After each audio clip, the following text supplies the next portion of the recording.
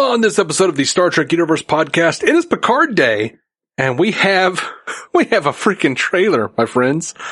And we're also going to talk about the casting of Star Trek Prodigy. All after these words from people we don't have any control over.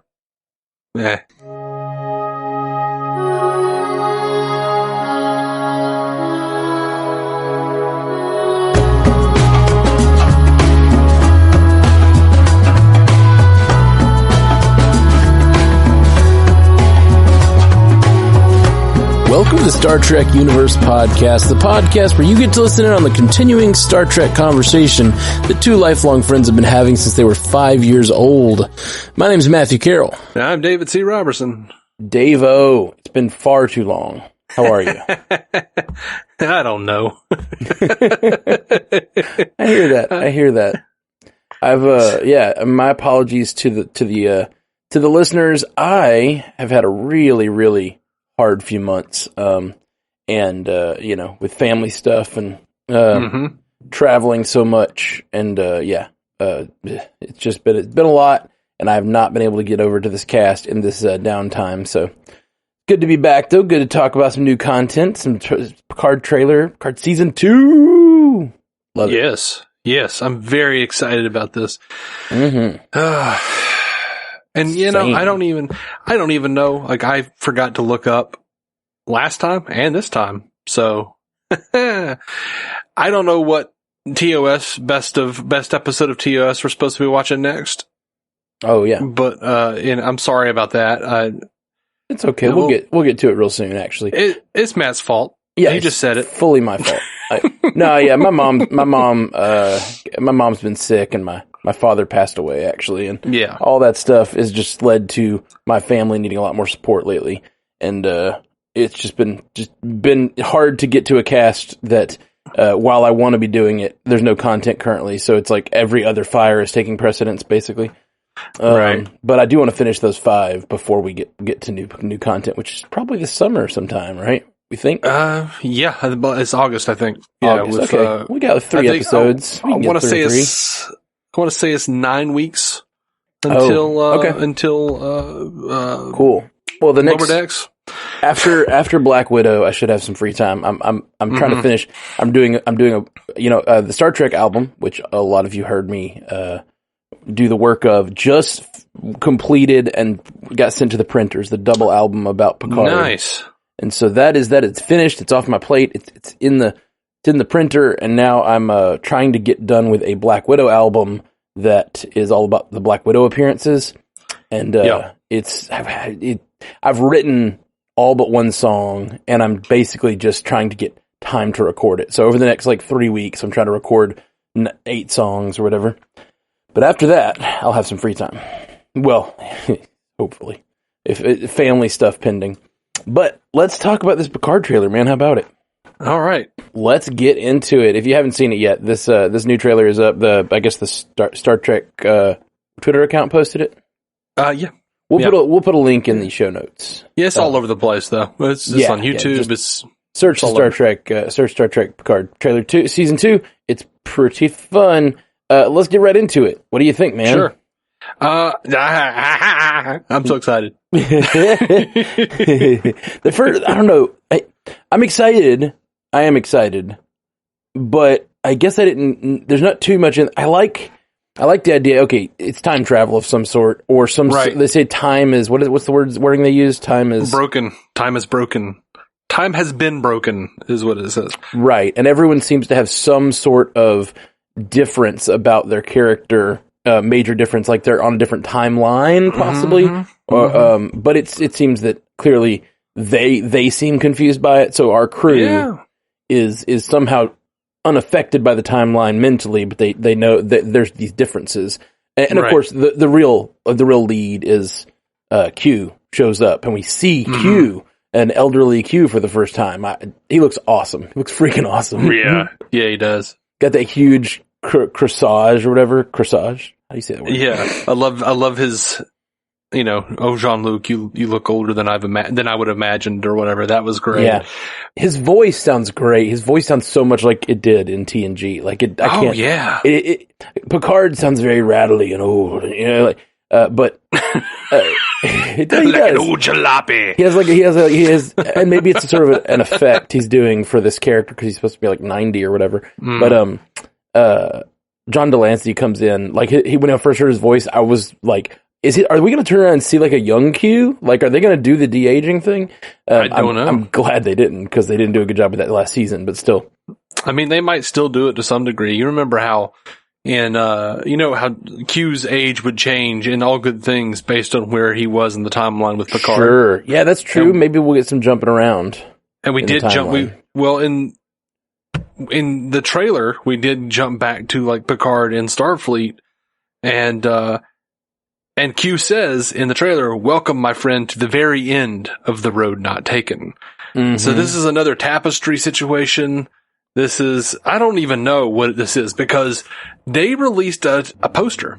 For Star Trek Picard season 2, and it's 21st century Los Angeles. 21st century Los Angeles. Okay. Yeah, it is like modern day, current day Los Angeles, with like the freeways are like crossing over each other and like sort of making the Starfleet symbol. So like clearly it looks like they're going to be in 21st century Los Angeles at some point.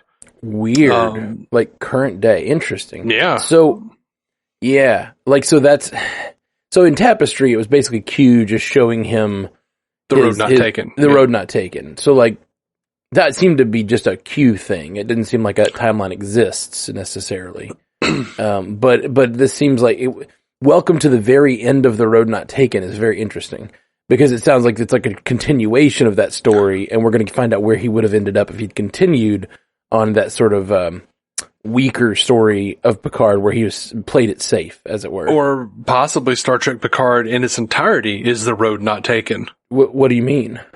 Like season 1 was like the beginning of the road, or the end, or the middle of the road not taken, and now come to the end of the road not taken. So you're saying that season 1 would have happened in that original time, in the Tapestry timeline? Maybe not the Tapestry timeline per se, but some alternate reality. Like, which one is the alternate reality? Is the Picard season 1 that we already watched, was that in the alternate reality? Or is this weird alternate reality that we're seeing in this season 2 trailer, where, Seven doesn't have her implants, and the captain of, I can't remember the name of that ship now, he has a Starfleet symbol on, and, what if this alternate take that we're seeing here in the trailer is really the primary timeline, and the first season of Picard is the alternate timeline? I don't know why you would assume that. I think like that could be, but I feel like it would be really strange, because it would be kind of duping us. As fans, we watch for an entire season. This is the prime timeline, and then they're just saying like that's. I don't know why you would assume that, and it seems like a big leap to me. But, I'm not assuming that. Okay, I'm not saying you are. I'm just saying like. It would be a weird thing to assume, and the fact that these characters seem to remember that this is wrong, what they're going through now is wrong.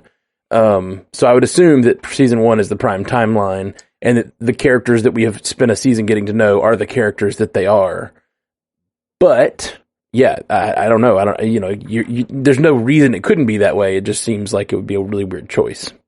Oh, it would be a weird choice, but also like, I think I'm trying to second guess Star Trek now, because I'm like, they've been trying to get all like mind-bendy, plot twisty on us for a while now. So I just sort of naturally want to gravitate towards that and just be like, are you guys trying to pull one over on us?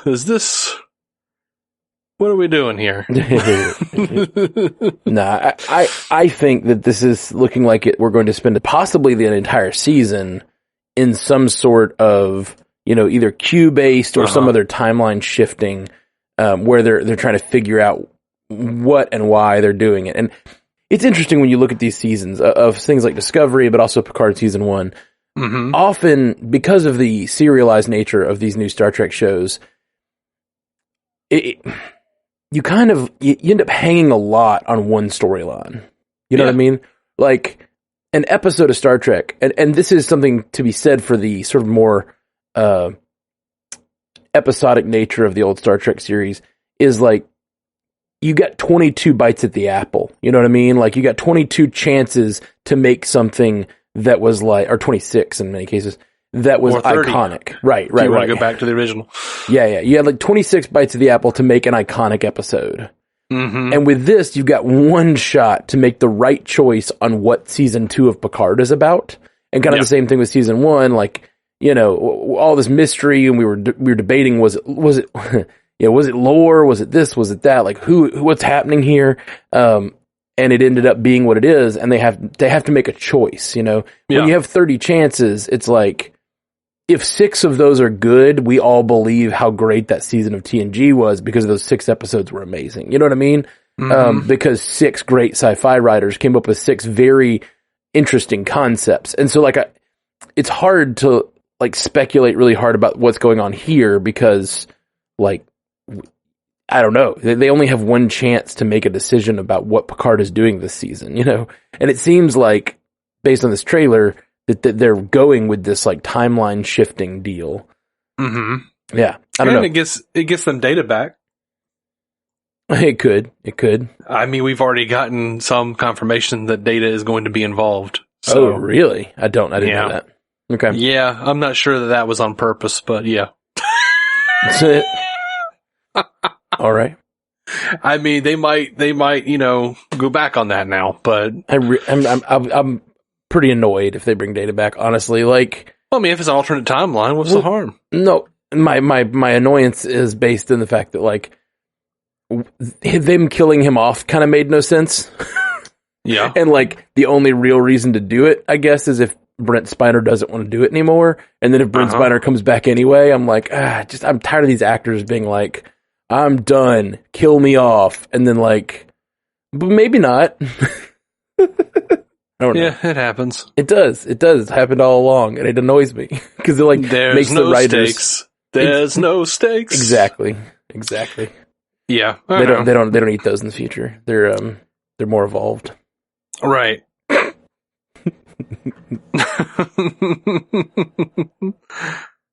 Yeah. But just, I guess, like, talk about each of these, like, moments in the trailer, like what's going on here. And we've got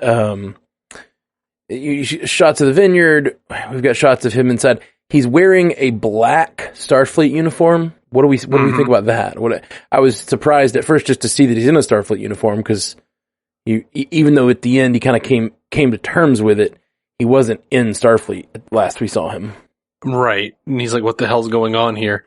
Yeah. Oh, and Varys is missing. His helpers are missing. Yeah, Varys is gone. Yeah. So, yeah, which we saw her briefly in the trailer, so she is back as far as we know. Mm-hmm. In some capacity. And also seems like aware that something is wrong. Like, all of the characters we see seem like aware. So why are they aware? And is it Laris? Is that her name? Yeah, Laris. Okay, I thought it was Varys for some reason. So Laris... Well, you're Varys wrong. That noise was the sound of me hating myself. I liked it. You always do. You always love that sound. No, I like the joke. All right, and then so he's kind of holding his head. There's sort of like a confusion. He hears Q's voice, and then Q appears on screen, looking dapper as hell. I love it. Yeah.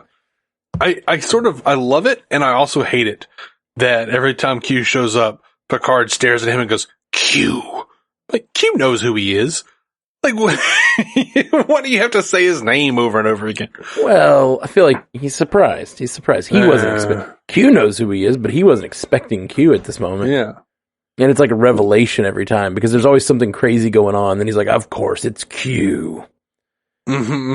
And then it cuts to him giving some sort of talk or something at Starfleet, and there's a bunch of Starfleet flags. I wish I was better at being an eagle eye cut guy here, because I bet there's some interesting stuff going on with these flags. I doubt it. Maybe not. Well, like just looking at it, there's a Klingon flag there. At this just point, the Federation. Well, are the Klingons in the Federation now? I mean, they might be at this point. We don't know. We actually do not know what is going on with the Klingons. Actually, looking at it now, this is not just the Federation. Now that I'm looking at it, we have, I'm looking at it bigger screen. Are you looking at it as well, or no? Yeah. It says a Starfleet Command. Right. They're at Starfleet Command, but look at all the flags. We've got the Klingon Empire on the far left, I believe. Mm-hmm. Who do we know who that is to the second, just to the right of the Klingon Empire? I don't recognize the blue flag. I see it as green, but yeah. Oh yeah, I'm colorful. I'm colorblind. And then there's a Federation flag, and then there's the Starfleet Command, and then that's the San Francisco Shipyard Starfleet Academy flag. And then is this Vulcan here? Yeah, that's the IDIC symbol. Vulcan. And then the next one is Bajor. Yes, Bajor, which I may have joined by now. And then on the far right, I recognize that, but I can't place it. I do too. I recognize the symbol. I've got figures who are standing on that symbol in my living room. I don't remember what it is though. Dang. It's like like an orange and green and yellow flag with some symbol on it. Okay. Yeah. I can't place that flag, but anyway. It's clearly the Federation though. Or it's a meeting between the Federation and some other people. Because last we heard, but Bajor was not part of the Federation, but could be now. I forget. I don't know who this green and orange is. And the Klingon Empire definitely was not part of the Federation, although they were allies at the time. So it could be also some sort of meeting of other. Maybe they're trying to expand the Federation, or don't know. Mm-hmm. It's just, no, that's a Ferengi symbol. That's it. Okay. So yeah, Ferengi definitely were not in the Federation last we knew. Right. So this seems like it might be some sort of like summit, or this is revealing that those races have joined the Federation. Mm-hmm. I love that kind of stuff. I love knowing what the world building of like where these other species are in relation to the Federation. Yeah, but again, this looks like an alternate timeline, so who knows? Oh, that's true. Yeah, for some reason I'm sitting here like thinking about what this means for the timeline, and like, oh right, it might mean absolutely nothing because this is not our timeline. Right. Or at least, probably not our timeline. # not my timeline. Right. It would be funny and disappointing if this season became a course correction. Like, if they just decided, like, oh, yeah, people were upset with how dark Picard season 1 was. We're just gonna... like, that was an alternate reality. I don't think they would do that. I just don't think they would do that. I don't know. I don't mind them making the first season an alternate reality. I just don't want them to do it because of fan pressure. Sure. If that was part of the plan all along, it's one thing, but it's different if it's just like fans don't like something, they keep changing it. Discovery kind of did that. Season 2 was like a big correction. They didn't change timelines, but they rewrote like everything, a lot of the decisions they'd made. Well, they also went through a lot of showrunners because of like behind the scenes abuse. Right. So, next shot we get these two people running through some sort of market. That looks like, what was his name? Elnor? Elnor, that's it. And Rafi is what it looks like. Oh, is it Rafi? It looks like her to me. I can't tell. That lady looks younger to me, but I may be mistaken. She has very different hair there.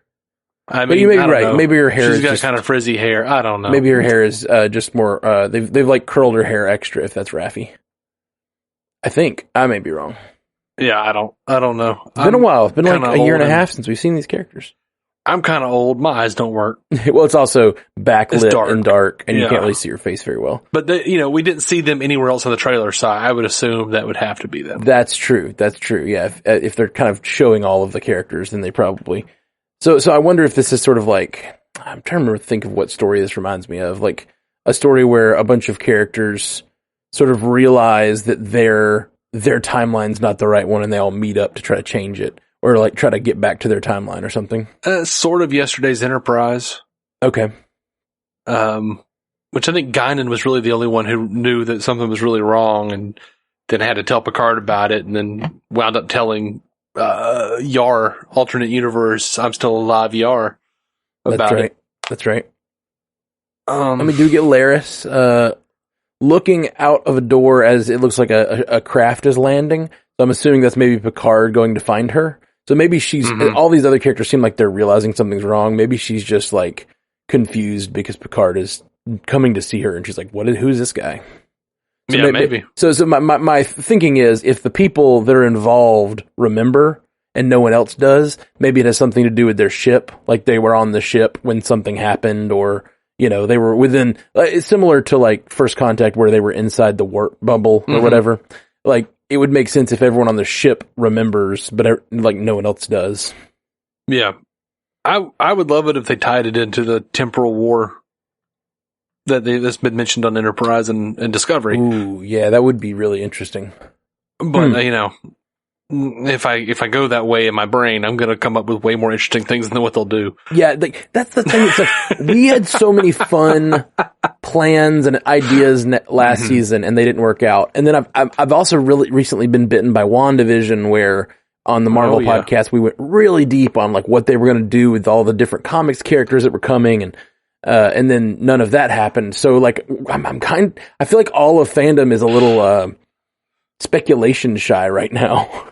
Like all of us, like even some of the biggest, YouTubers and stuff are going, I know I said stuff like this last time, but maybe this will happen. But that sucks because it like kind of ruins the fun of stuff like this. Like I love speculating. It's so much fun.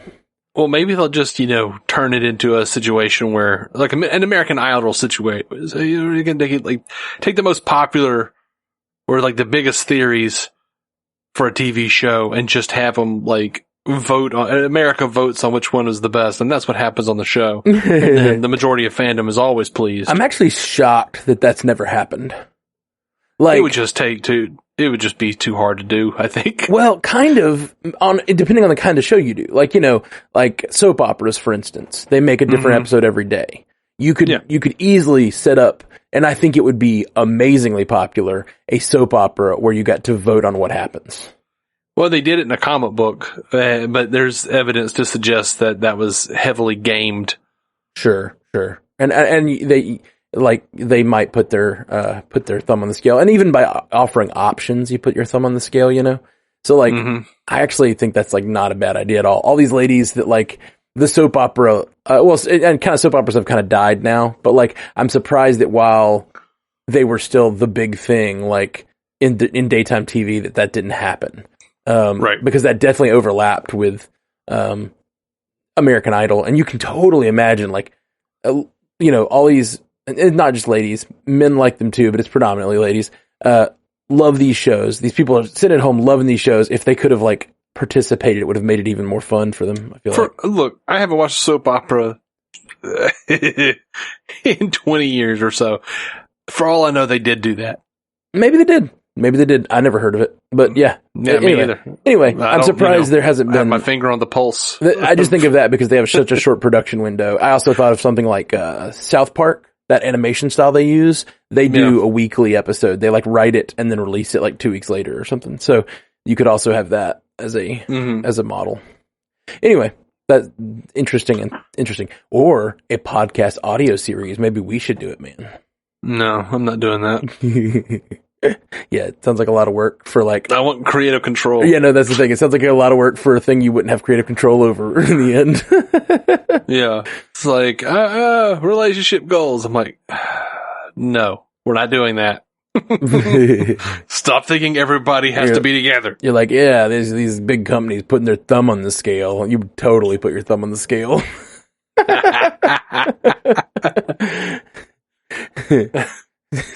No, I wouldn't even embark on that endeavor in the first place. Right, I'm just right. No, we're not doing that. Then we get a shot of Soji / Daj. I'm assuming it's Soji because she was the one that was alive in the last season, but it being an alternate timeline, you know, who knows? Her living here on Earth, it looks like it could be Daj. Is this some kind of wedding gown? Because she's got two rings that are like together. Didn't she have a symbol like that last season, like on a necklace? Oh, for the twins. That was for the twins, I believe. Maybe so. Yeah, it's been a while. But it is a white outfit, so yeah, I was curious. I wasn't assuming wedding, but it could be. Yeah, maybe. I don't know. I doubt it now. Then we get a shot of oh gosh, what's her name? Girardi. Goodness, what's her first name? Okay, Girardi. I don't remember. Sorry, I feel like I knew her so well a year ago, and now I'm like, who's this lady? Right? Yeah. I remember her character well, but I did not remember her name. Wow. God. Yeah. Okay, Girardi is in prison, it looks like to me. Like that looks like a prison outfit. Does it look like that to you? It does. Agnes Girardi. I don't think I did know Agnes. I remember them saying it now, but yeah, Girardi must be what we called her all the time. Yeah, it just looks like she's in like the standard blue sci-fi place. Like, yeah, but this means nothing to me. The look on her face, the shape of the. I agree that maybe I'm wrong, but that's my first jump, and maybe it's based on the fact that she like last season should have been headed toward prison, and maybe it's I don't know. It's interesting. Like she looks a little. It looks a little like that might be something. I don't know. Yeah, it looks like it looks like she's in the same place as Rios is, honestly, the ship, which now appears to be a Starfleet ship. Yeah, because it's Rios is wearing a Starfleet symbol, but also there's a Starfleet symbol on his chair. Mm-hmm. So, yeah, that's pretty cool. And he's looking down at that symbol like, what the hell is this? Yeah, exactly. So I think whatever this is, like the people on the ship somehow knew. Or somehow going to know what's going on. So then we get another shot. Yep, you're right. I think that is Raffi and Elnor. They're behind Picard in that next shot. Oh yeah. They are there, aren't they? And Girardi as well. So it looks like he's collecting everybody from last season. So I'm guessing they were on the ship, and he's trying to figure out what's going on, what happened to them. Then we get a really interesting sequence of 7 of 9 waking up. She gets a little more time than anyone else in this trailer. Everyone else gets a single shot. She gets like a full sequence. Looking down at some sort of symbol, and I don't know this symbol. I don't either. It looks familiar though. It looks almost like a space probe from one of the episodes that I'm like trying to place. Like a TNG era space probe that they had to like face off with at one point. But I'm really not sure. I don't know. Yeah. Anyway, it's a little like star that I'm guessing goes on her. That's like whatever organization she's working for that we don't even know what it is. And it looks like it's like a solar system with like little planets in it. Yep. Looks like a solar system, and that I'm guessing is the star at the center of the solar system. Yeah, someone's saying it looks kind of mirror universe-y but I don't know about all that. Yeah, I wouldn't jump to that, but it looks like a symbol we don't know, so I'm curious. Yeah, I don't know it. Of course, this is an alternate timeline, so who knows what it is.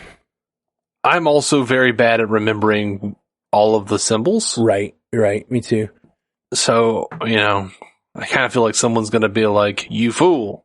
Right. Don't you understand? It was blah, blah, blah from this episode. And I'm like, Yeah, it absolutely could be something we're just not catching. But, the two of us, okay, this quorum of two two Star Trek fans does not recognize it. So who knows what it is? Someone does, I'm sure. Or it's brand new.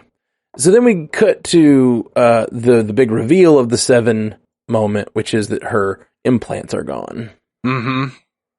So I'm assuming Miss Annika is never was assimilated.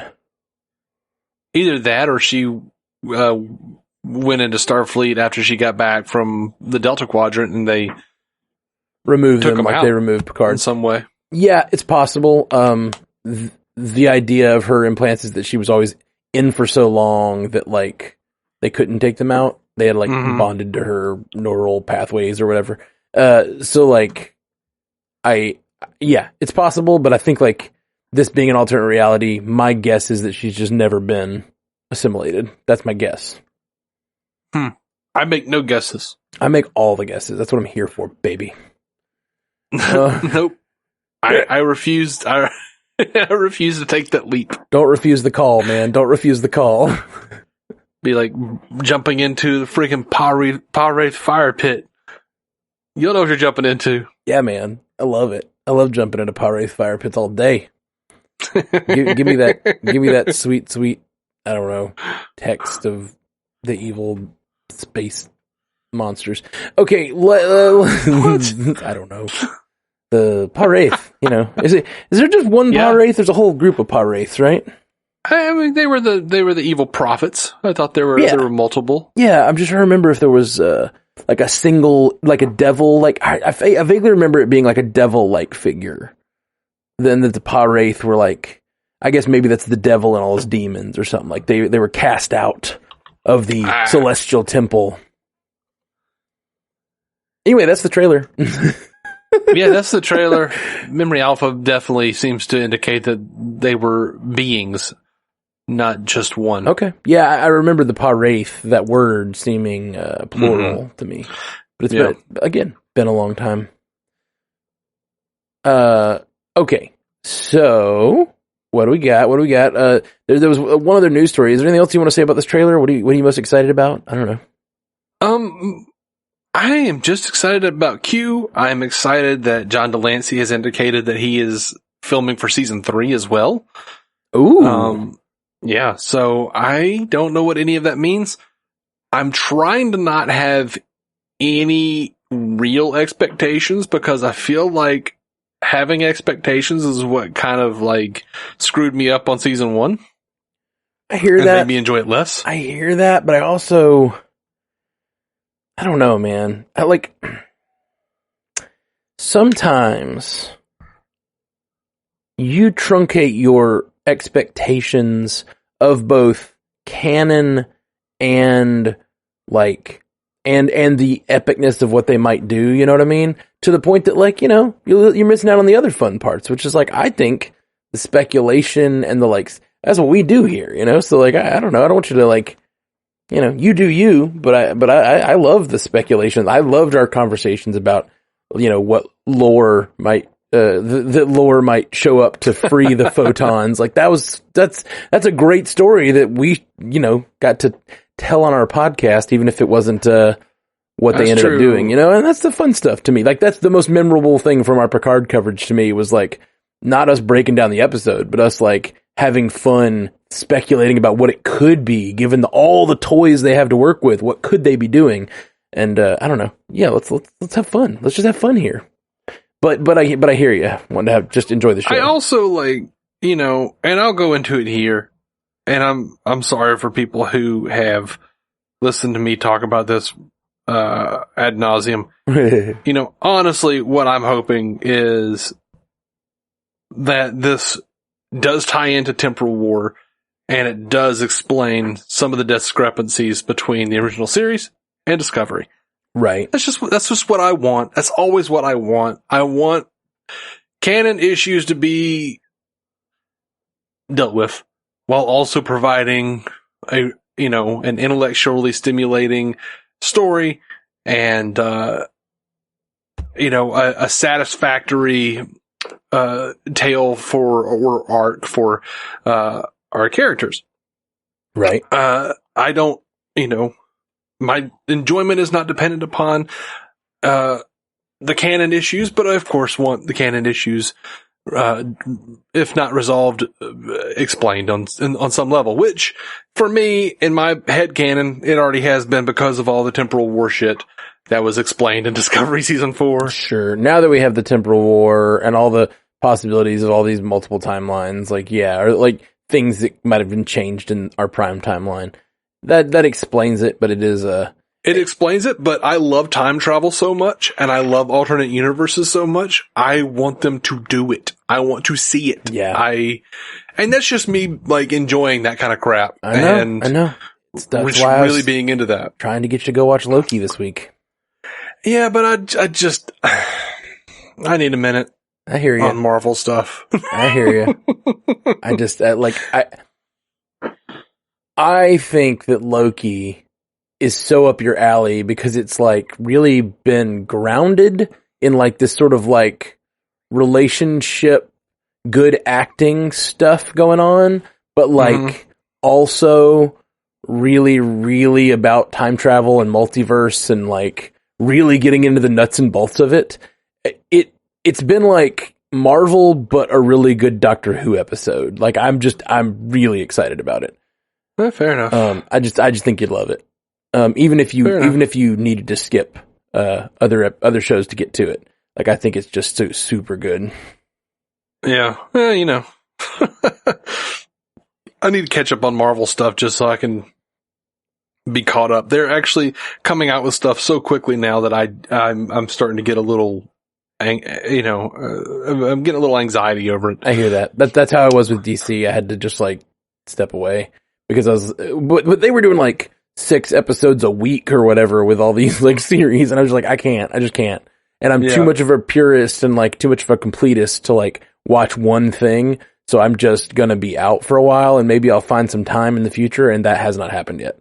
So it sucks because I really like the idea. Like I still haven't seen the CW crossover stuff from the last like 3 years.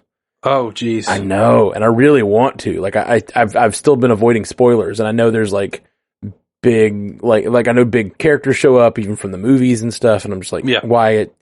But I just haven't because I'm like 4 seasons behind it or whatever, or 2 or 3 seasons behind it.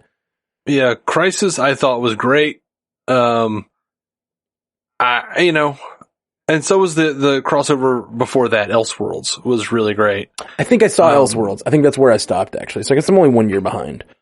Okay. Maybe not. Wait, it was Elseworlds? Actually, I'm pretty sure you told me that you weren't caught up, but you watched Elseworlds anyway. Oh, I think I was caught up on like maybe 1 or 2 of the shows, but not all of them. Maybe. Yeah. Yeah. I think that's maybe what it. That's the one with the where they jump over to the like fascist timeline or whatever, right? Or is that a different one? that sounds like Crisis on Earth X. That might be the one I saw. Actually, I mean, maybe I haven't seen Elseworlds. Okay, Elseworlds is where Barry and Oliver switch, and then like John Wesley Shipp's Flash from the 90s shows up. Weird. Okay, cool. Yeah, that sounds fun. Well, I need to. I don't know. Anyway, I like that. What I like about what Marvel's doing is instead of doing like so many shows, they're just doing 1 show a week, and to me, it's the perfect pace because I get to like be really excited about 1 hour of television every week, and that's been really great. Yeah, I think the power of the DC CW crossover events is you kind of just don't need to watch. You don't have to watch everything. Like it's fun to like be caught up on where the characters are and like know who they all are. But you don't have to. Yeah, I might just go do that. I might just go do. But I just know that it won't be meaningful to me. But I know that, especially with the Crisis stuff, that sounded really cool. Bringing in characters that I'll know from other things would be really neat. Yeah. Now, I mean, like post Crisis, almost everything has been crap. It's just been bad. Oh, that sucks. Except for friggin' Superman and Lois, the new show is just phenomenal. HBO Max is like throwing money at it, so like their production value is really high. Rad. And it's just been solid as hell, and they used Crisis to sort of rewrite whatever continuity they wanted to, so it's not like constrained by what happened before. And I've just been really loving Superman and Lois, man. It is a solid show. And I say the only really good CW show of the season. Yeah. So far. Yeah. Cool. Well, yeah, you've told me that in text, and I've been wanting to. Yeah, I should probably check it out. I like a good, I like a good Superman story. Yeah. Cool. Well, so you had one other Star Trek related, I did, thing you wanted to throw out, the new Prodigy show. Yeah, they released a couple of days ago character details and voice cast with some first look images, and We've got Rock Talk, an unusually bright 8-year-old girl from Picard, which is crazy because we've never seen a Picarian before. Is outside of extended universe stuff. I think they originated from Peter David's New Frontier books, so that's just nuts that they're bringing that in. I love that kind of stuff. It says Rock is a bit shy, but not when it comes to her love for animals, and she is voiced by Riley Al-Azhar. I can't say that name. She's from Doug Unplugs and Home Economics. We have Dal, a 17-year-old and member of an unknown species. He fancies himself a maverick who even in the toughest times holds strong onto his unwavering hope. And he is voiced by Brett Gray from On My Block and When They See Us. I'm going to send you this link so that you can see these pictures. Cool. Sorry I didn't do that before. I'm a bad person. So bad. We have Zero, a Medusan, a non-corporeal, genderless, energy-based life form. Since others would go mad at the sight of their true self, Zero wears a containment suit. They made themselves to protect others, and that is voiced by Angus Imrie of The Crown and Emma. I'm excited about that because, dude, Medusans, that is a deep pull. That's from Is There No Truth in Beauty from the original series. We came across a Medusan, and I'm just excited to see more about Medusans. That is neat. I'm digging these deep species pools. Yeah, that's cool. Here's the thing I'm most excited about. Jankom Pog, a 16-year-old Tellarite. Tellarites are known to relish an argument, and Jankom is no different. Regardless of opinion, he will always play devil's advocate for the sake of hearing all sides. Voiced by Jason Matsukas. Yeah. He's great. I love Jason Matsukas. He's very enjoyable. He usually plays the same character and everything. Yeah. But I always enjoy that character. But that character in Star Trek sounds like a lot of fun. It does. And he's a Tellarite. I like the Tellarites. I was really excited when they started showing up in Enterprise because they were one of those like integral TOS species who like, you know, they showed up in Journey to Babel and they were like, oh, they're a big deal in the Federation, and then we just didn't see them again. Well, it's really interesting to me that we're getting all these because like we've been talking about this show a little bit, and I was kind of assuming these would be kind of new races to us because I thought they'd be coming from the Delta Quadrant. But that's not necessarily true, I guess. I guess this ship could be coming from anywhere. And this program that is Janeway could have just like originated, you know, anywhere. So I think maybe I'm even more excited to see this show if it's based in the Alpha or Beta Quadrant where they might interact with other Star Trek stuff, other Star Trek races. It's happening in the Delta Quadrant, but we don't know exactly like how far they've reached in the Delta Quadrant. Based on, you know, Janeway and her research with Voyager, they may have opened wormholes into the Delta Quadrant, and it may be more commonly explored and accessible. The speed of the ships is just better and all that stuff. Yep. We have Gwen, a 17-year-old Val Nakat, I can't say it, who was raised on her father's bleak mining planet and grew up dreaming of exploring the stars, voiced by Ella Purnell of Army of the Dead and Sweet Bitter. She was really good in Army of the Dead. Sweet. Murph, an age and species, his age and species is unknown, but Murph is an endearing, indestructible blob with curiously good timing and an insatiable appetite for ship parts. And he's voiced by D. Bradley Baker, one of the all-time voice actor greats from SpongeBob SquarePants and Dora the Explorer and every damn thing else that's ever been animated. Why isn't he played by Norm Macdonald? You know? The little squishy cube man. Nope. Oh. I'm not responding to your whatever that was. The Orville, man. The Orville. I couldn't remember what it was called. That's how disinterested I am. The Orville's so good. Yeah. Anyway, okay. All those sound great, and I'm actually this has piqued my interest even more about this show because it sounds like it's gonna be touching on a lot of deep Star Trek lore, which I mean, if it's touching on this deep content stuff, like I'm assuming that it will also touch on, like kind of stuff that we recognize and know well. So that sounds like a lot of fun.